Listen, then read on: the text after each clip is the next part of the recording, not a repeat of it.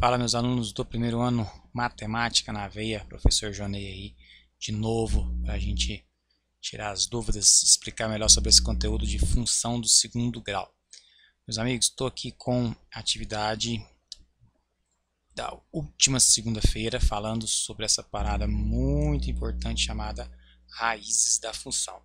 Então, eu preciso que esse conteúdo fique bem claro, porque a gente vai aprender mais coisas hoje um pouquinho sobre essa função do segundo grau. Então tem que ficar bem claro essa parada das raízes. De maneira geral, fácil demais. Falou em raiz, falou em zero da função, basta você pegar essa função e igualar a zero.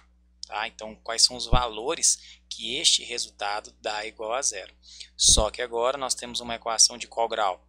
Segundo. Para resolver a equação do segundo grau, você passou o seu nono ano todinho fazendo a equação de Bhaskara, né? Não foi à toa, é para isso daí. Então, de maneira geral, a raiz da função é essa.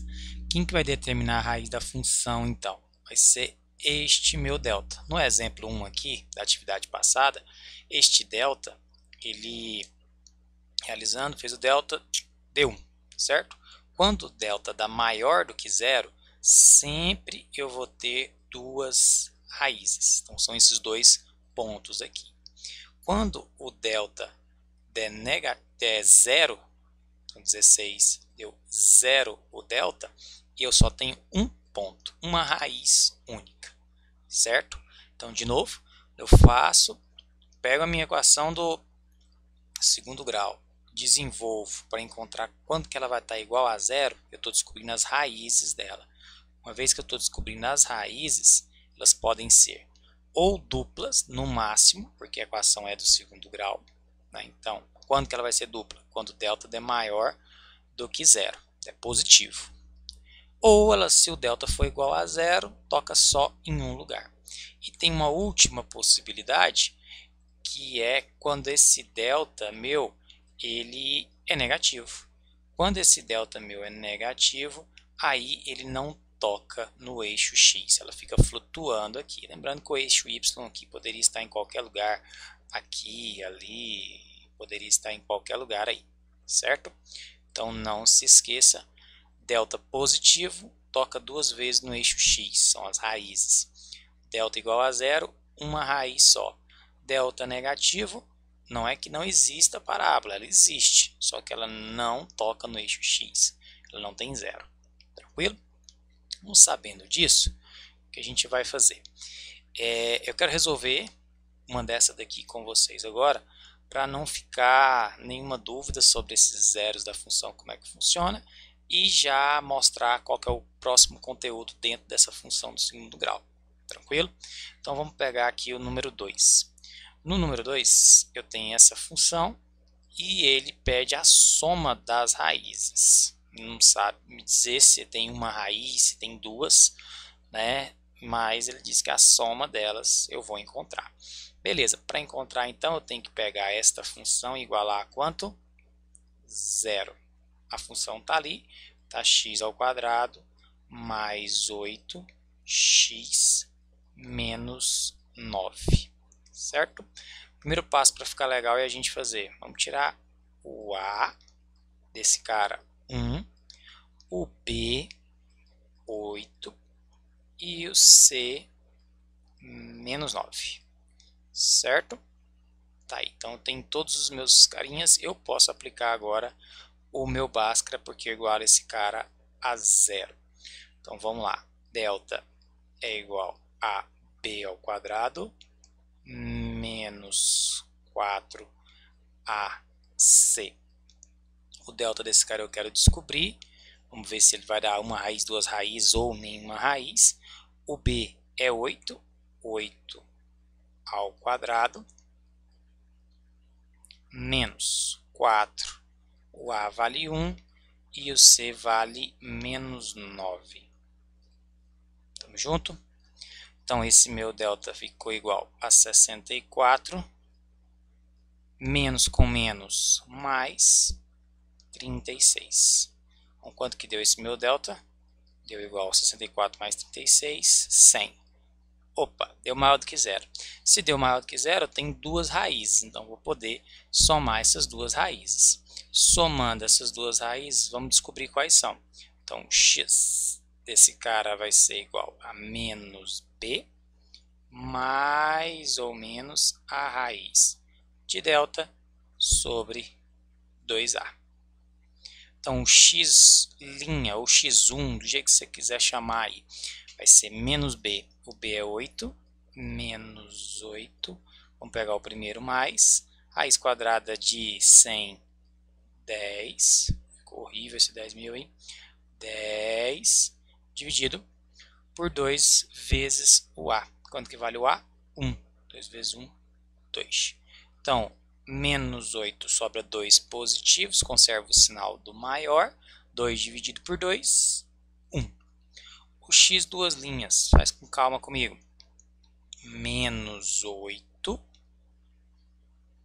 Agora, menos 10 dividido por 2 vezes 1, 2. Sinais iguais, soma, né, e conserva o sinal. 8 com 10, 18, dividido por 2, menos 9. Então, essas são as duas raízes. Só que ele quer o exercício que soma. Somando as duas, você pega e conserva o sinal do maior. Menos 8. Tá aí, gabarito, letra B. Tranquilo? Essas são as raízes desta minha função. Só que agora eu quero apropriar um pouquinho mais disso daí para a gente falar, né? Vou pegar aqui um espaço maior para a gente poder falar um pouquinho melhor sobre esses dois números aí, propriamente dito, muito importante, que eu quero discutir para a aula de hoje. Então, sabendo fazer os zeros das funções, eu consigo agora uma coisa bem interessante, porque vou colocar um pouquinho mais grosso. Eu consigo, sabendo disso daqui, eu tenho uma reta, essa reta agora é a própria reta real, eixo x. E eu consegui esses dois pontos, o ponto 1 e menos 9. Se é o menos 9, então eu tenho um ponto menos 9 aqui e um outro ponto aqui, 1. 1 e menos 9. O eixo y,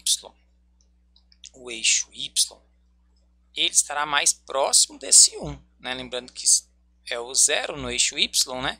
Então, imaginando menos 1 aqui, mais ou menos o eixo y está nessa direção, certo? Vou colocar de preto. Então, o eixo y está nessa direção aqui. Se o eixo y está nesta direção, eu consigo agora entender um pouquinho mais sobre isso. Então, tem esses dois pontos passando. Agora, olha que interessante. Como a função tem um a positivo, quer dizer que esta função tem a concavidade para cima. A gente já viu isso na última aula. Bom, imaginando que ela é bem simétricazinha, passando pelos pontos, todos daqui, tanto os dois vermelhos, eu tenho um ponto aqui que é muito importante. Deixa eu tentar melhorar um pouquinho essa minha parábola. Então, ela vem, sobe. Então, aqui existe um ponto muito importante. A partir desse ponto, ela vem descendo, descendo, descendo. A partir desse ponto, ela sobe. Então, esse ponto de inflexão, ele é o objeto da nossa aula. Ele é chamado de vértice. E esse ponto é muito importante, porque esse vértice, se a parábola estiver para baixo desse jeito, ele é um ponto. Como esse aqui é outro ponto, só que ele mostra a virada do jogo. Então, se eu tenho aqui esse ponto aqui embaixo, ele é o chamado de ponto de mínimo. Se por acaso eu tenho uma parábola para cima, ficou horrível essa parábola, hein? Se eu tenho essa parábola agora para cima, o ponto agora aqui é ponto de máximo. Tranquilo? E isso é muito importante, que a gente pode calcular esse ponto, porque ele tem um valor de x e ele né? E ele tem esse valor aqui, tanto no eixo x quanto no eixo y. Então esse vértice ele vai ser um ponto de x o vértice, do mesmo jeito o x primeiro, e o y do vértice. Beleza? Então este vértice vai ser o objeto agora, né, dessa nossa próxima aula que a gente vai estudar na segunda-feira. E justamente para eu poder calcular esses dois. Tranquilo? Então, resumindo geral aí. Raiz da função, eixo x. Pode ter duas, pode ter uma, ou pode não ter nenhuma, no máximo duas. Depois que eu calculei, eu vou ter o formato da parábola. Ou a parábola vai ser para cima, concavidade para cima, ou para baixo. Quem determina isso? O a da função. Então, se o a é positivo, simples, eu tenho concavidade para cima. Se o a é negativo, eu tenho concavidade para baixo. Então, eu posso e vou ensinar vocês a calcular esse vértice. Então, esse pontozinho aqui, ele é calculado, tá? Outro detalhe importante desse vértice, este x do vértice é exatamente a metade do caminho. Então, divide esse trecho aqui, ó, em 2. Tá? Então, esse trecho aqui é dividido bem ao meio, é um ponto bem simétrico. Aí, tanto de cá quanto de cá, esse tamanho tem que ser idêntico a esse. Tranquilo? Bom, é isso. Então, falando um pouquinho mais sobre o vértice, a gente precisa só de duas expressões para calcular esse vértice, é super tranquilo. Então, você tem o x do vértice dado por menos b sobre 2a, e o y do vértice, ficou feio, e o y do vértice você vai calcular por menos delta sobre 4a. Então, se você já sabe qual é o b, qual é o a, saúde, você calcula o x do vértice, e se você sabe o delta, você já calcula o y do vértice. Tranquilo? Não esquecendo, a positivo, se o a é positivo, concavidade para cima. A negativo, concavidade para baixo. Mostra para mim os pontos. Então aqui, ponto de mínimo, certo? E aqui ponto de máximo. Tá? Então aí depende do que o exercício for te pedir. Se ele quiser saber exatamente esse ponto, você calcula o x do vértice e o y do vértice. Se, por exemplo, isso daqui for uma altura máxima, dada aí por um gráfico simples, tá aí. Então, esse cara aqui é uma altura. Se isso aqui for uma altura, ele quer só essa altura aqui. Essa altura está em qual eixo? Mata eu de orgulho. Esse é o eixo X ou Y? É o eixo Y, não é? Então, ele quer só o Y do vértice aqui, a altura. Vamos supor que aqui seja o tempo. E se ele quiser o tempo, é esse daqui de baixo. Então, vai depender do realmente o que o exercício te perguntar. Tranquilo? Então, esse aqui é para calcular o vértice. Esse ponto de inflexão, de mudança da parábola. Tá?